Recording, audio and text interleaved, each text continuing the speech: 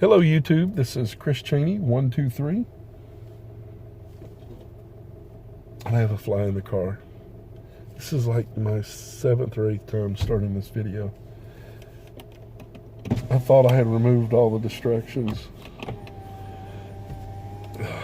Okay, so the point of this video is to discuss the pitfalls of using other shipping methods on eBay besides the post office. Sometimes when an item's heavy, it looks attractive to consider some FedEx sometimes. And if you're on PayPal, then UPS is an option. Let me address that first. So here's one pitfall that I learned, and that is I shipped some supplements like protein powder, big 5-pound container of it, and it had some bubble wrap and then poly. So it was definitely still a cylinder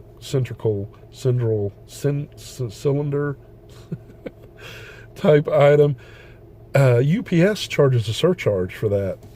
If you ship something and it's not in a box, if it's not square or rectangle, yeah, I think it was like $15 or $20. This has been several months ago, but I remember when I got the charge on PayPal, I was blown away. Now, I will say this.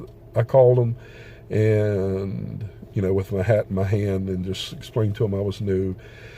They were kind enough and they refunded it, but they made it clear it was a one-time thing. So the next time I shipped a 5-pound supplement container, I shipped it FedEx. And this is principally what this video is about. I sent it SmartPost. I didn't know what SmartPost was, other than it was definitely cheaper, which was probably at least $5 cheaper, and sometimes even more than that. That's kind of my threshold. I've got to save at least $5, or I'm just going to ship it priority with the post office, because 98% of my packages go to the post office. It's convenient just going to one location and not having to go to several places around town. And it's nice to be done. Then you can get on with the rest of your day, sourcing items or whatnot. And so I kind of developed that some time ago. So I know that I was saving at least $5 to do this. And when you're on eBay and you see the difference, in parentheses, it'll say, 2 to 9 days, which is, I think, what it says on priority. And I just remember thinking, well, that's just about as convenient. That might not be exactly right, but it was very similar to what priority is listed as on eBay. So I was like, okay, that's good. Yeah, let's go this route. I'm going to save some money. And going through this, and I admit this is an outlier because I've used SmartPost in the past and didn't have problems like this. But after speaking to the lady at the counter at the post office, now I know that it's not as much of an outlier as I thought. She says that she doesn't even recommend that product. And you're probably wondering, what? You said you spoke to the lady at the post office, but this was FedEx. Yeah, so FedEx SmartPost is a contract with the post office. So FedEx will handle the front end of it, receive it. You can't take a FedEx SmartPost to the post office, or as far as I know, you can't. But the post office is probably going to deliver it. And it might just depend, too, on what type of address it is, or, where it's at. But in this item, for this supplement, the post office delivered it. And when I called FedEx, or initially I just went online, here's what happened. I shipped the item and no updates, not even an initial, yes, we've received the item update. It literally said I printed the label and that's it. So the customer was alarmed. I was alarmed when I found out. And the fact that there was no update in almost 2 weeks, I immediately knew the package was lost. There's no point in dragging things out with the customer, so they got a refund immediately. Then I went over to FedEx to file a claim, and I just assumed it's definitely way more than media mail or first class. So I assumed there was going to be some free insurance included. No, FedEx SmartPost does not have insurance. It may be something that you might be able to add, but I can't speak to that because I haven't looked for that on the listing.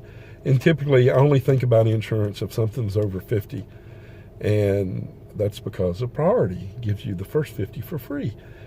Well, if it gives you none, then even a $40 item you would want insurance on, and I just didn't have that hat on. I wasn't thinking like that. So yeah, here I am faced with giving a refund, and so I did it, and then I'm following up with FedEx to get a claim. And FedEx had some language on the website about this many days have to pass, so I couldn't process it right then. So I just set it aside, and then I forgot about it for a few days, and I went to fill out the claim, and I did, and then I got a message saying that this claim can't be this type of package, SmartPost, can't be filed online, so it has to be done written. So I print out the stuff, and in this process I double check it, and the item was delivered. Well, the customer already has their refund, and now they have the product, but I have proof that it wasn't delivered timely at all, so I know I'm still not going to have a problem with the claim process. So I go ahead and I fill it out, I send it to them. Oh my gosh, I can't believe what a pain this whole thing was. First of all, never mind the inconvenience of it not being scanned or whatnot, and then the idea that they received it and their money back. That's frustrating. But just the claim process, having to wait, then processing it online, to only having to wait until you got the email to say that you can't, then having to do it online, on snail mail, and then having to wait till you get a reply. Oh my gosh. So it was a wait game. And then ultimately they tell me, we have a contract with the post office. You'll have to file your claim with the post office. So then I go to the post office and I talk to them about it, and they said there is no insurance on that. That didn't come with it. Again, I still don't recall if you can buy it or not, but I didn't buy it. But she said, yeah, there's not insurance on that because that is handled through USPS Parcel Select. And just like she had told me, I referenced that she doesn't recommend it because she knows that it doesn't update timely, and there's no insurance. So now I'm really irritated, but it's also the end of the road. FedEx isn't going to give me my money back. The post office isn't going to give me my money back. So I just lost that $50, which is about how much it was.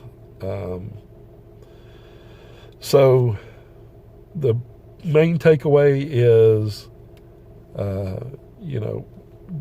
don't be penny wise, pound foolish. It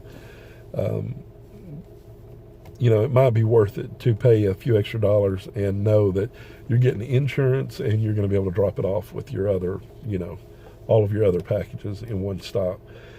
But I agree. I feel like if you can save at least $5, it's worth, Now, FedEx SmartPost, when I started using it 2 years ago, I understood why there was a savings, because you had to bring it to the distribution facility.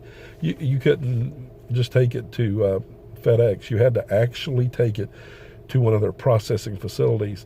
And for me, that's like a 25-mile trip. Now, when I was doing that, it was a couple of years ago when I was really new at this, and I was penny wise, pound foolish, and I was shipping toner cartridges, and I was trying, if I could save $3, then, hey, I'm going to make the trip. And a few times of that, and you realize it's worth the peace of mind just to drop it all off at the post office, not worry about the few dollars difference. I also don't do toner cartridges anymore. I don't have a good supply for those like I used to. And so yeah, that's a couple of the pitfalls. UPS, it should be in a box, which, you know, it's going to cost more. I mean, with UPS, you're still probably going to save money, but I was just trying to keep the weight of it down. So keep that in mind. That's a hefty surcharge. You don't want that. So then I feel like you're left with, you know, for convenience sake, you're left with FedEx, you know, and the SmartPost. I'm just going to go ahead and say it's not a way to go. No insurance, and knowing that the potential is that they might not update the scanning on it. And when they finally did update the scanning, you know, and like I said, I checked it and it showed that it had been delivered. When they finally did update, it showed all of the updates, but there was none at all, and then there was all of them at once. So the package was never lost per se. It was scanned at all these different places and times, but what good does it do if they had a snafu, you know, and it cost me in the end. So today, when I shipped another thing of protein powder, I shipped it FedEx home delivery, and that is a FedEx product, and I'm not going to run into those problems. So, and again, I think it was like $7 that I saved on it by doing it that versus the post office. So it was worth it. I think it was a VCR, yeah, that I shipped today. So, not supplements, it was a VCR, yeah. So just some quick lessons, you know.